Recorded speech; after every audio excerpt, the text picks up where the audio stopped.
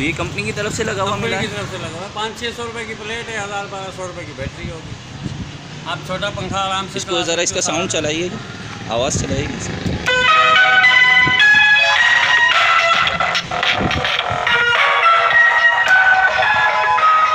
ये लाइट भी लगी हुई है।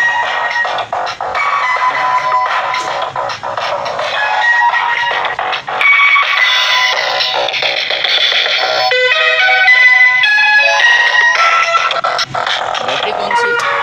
ये खुलता है, यही पैक है? ये बैटरी 18 एम्पेयर की बैटरी है।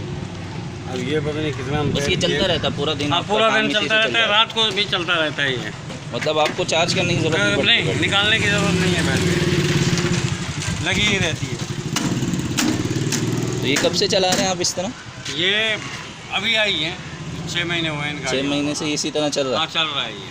है? ही नहीं, बहुत अच्छा लगा। इसको चार्ज करने की ज़रूरत नहीं है, झंझट से आज़ाद हो गए हैं कि शाम को बैटरी निकालो, चार्जर पे लगाओ, सुबह फिर लगाओ, सही, उससे जान छूटी है।